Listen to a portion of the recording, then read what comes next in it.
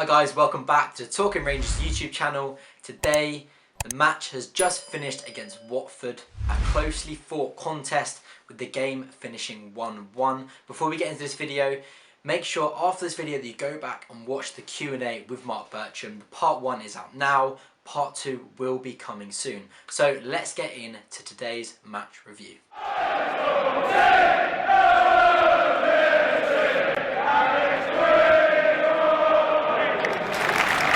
So, how did it all unfold in Watford's cup final? Well, it started pretty badly for the R's in the second minute.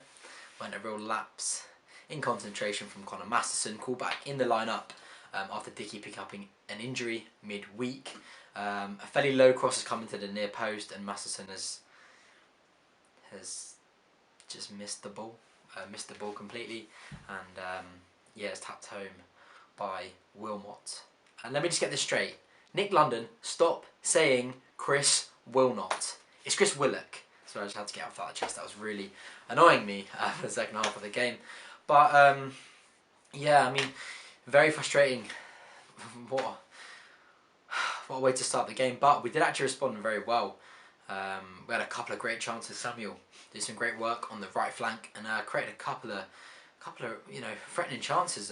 Cleared off the line a couple. I think Bon had a header saved off the line at the back post, but there's a shock. We couldn't fathom anything and we couldn't bring ourselves level. The game went on. I feel like even in the first half, I still feel like we're the better side. Yeah, they did have a really good chance. Sarr at the back post has been put through from a great splitting ball, and Wallace is of course nowhere to be seen. And Carroll's tracking back for him. A good save from De Jong. And yeah, they didn't really create that many chances in the first half. And again in the second half, I don't really think they tested De Jong properly. But there's a shock again. We didn't really capitalise on that. And we didn't manage to bring ourselves back into the game 1-1 in the first half. But we did, like I said, I think we were the better side. We didn't really manage to create many clear-cut chances. Again, there's a shock. But sometimes I just really overworked the ball. Really overworked it and tried playing in areas we didn't need to, getting caught out, giving the ball away cheaply. I think Wallace struggled in the first half. A lot of time was out of position, and sometimes when Chair would drift over on the left hand side and bring the ball over and look for an option, Wallace was somehow nowhere to be seen. But then when we were defending, he was also nowhere to be seen, so I don't really know where he spent half the match, but he was then replaced by Nico in the second half. But yeah, going into the second half, some of the other chances, saying that, Mark Warburton utilised the 5 substitutions. He brought on Nico Hammerlane, Dykes and Chris Willock. I'm sure you're aware of what I'm on about if you were watching the QPR stream. Yeah, some good substitutions. I think they did change the game. Bond kind of struggled in the first half. And as well, sorry, I can't forget, in the first half as well, the ball's come across probably in the goal mouth, and Dominic Ball was slid in, it's ricochet, and somehow Ben Foster's kept it out. He's probably their man of the match, to be perfectly honest. Some great saves from him, kept them in the game many a time. But those substitutions did change the game, and then he also brought on Albert Adoma later in the second half for Bright Samuel. But it was a good performance from the R's. I'm happy. Watford, they're a strong Premier League outfit. You know, some of the players in their squad and the depth they have, we can't really compete with. Yeah, a great goal. What a fantastic equalising goal. The play for that was phenomenal. Some really intricate passing. A great layoff from Chair into Dykes, and Chair makes the run through. A great finish from Milius Chair on his left foot. And it was at that point where we really took the game to them, and it looked like we were going to win that game. Sadly, it wasn't to be, but God, Lyndon Dykes, he flirted with it there. Again, some really intricate play on the right hand side. Tom Carroll's put in a fantastic cross on the outside of his left foot, and Dykes is he tried to get his head near to it, but it's just hit his arm and it's just gone to the back of the net. All the QPR fans, we didn't see that in real time. We were going absolutely berserk, but all the Watford fans, all the Watford players weren't even worried about that, because they could see how blatant it was. Really disappointing, because again I thought we had what it took to win that game, and I thought we did, and I thought we got the winner there, but it wasn't to be. What do you guys make of that performance? Like I say, the first half, somehow we were still the better side, I feel. That's even maybe with my QPR hat off. But I still think, you know, we had a lot to improve on, and I think the substitutions really helped us in the second half.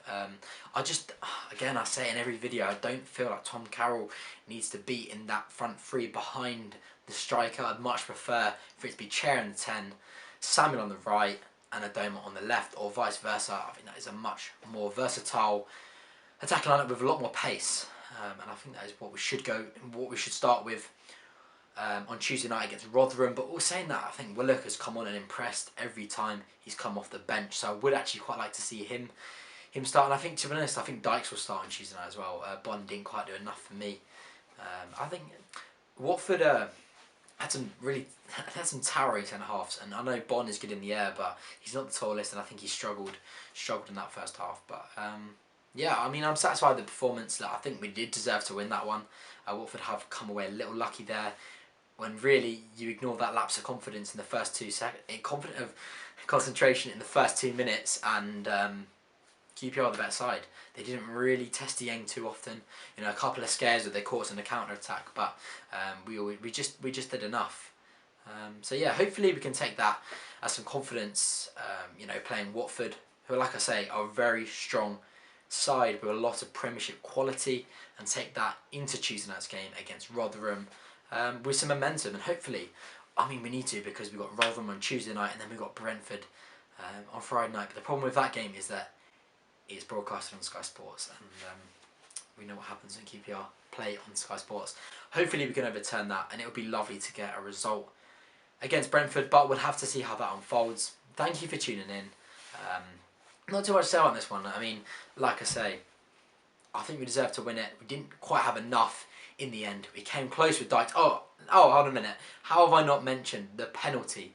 Jesus Christ, what did you have to do in this league to get a penalty? That is absolutely ridiculous. But not only that, the referee didn't wave it away. He gave a free kick to Watford.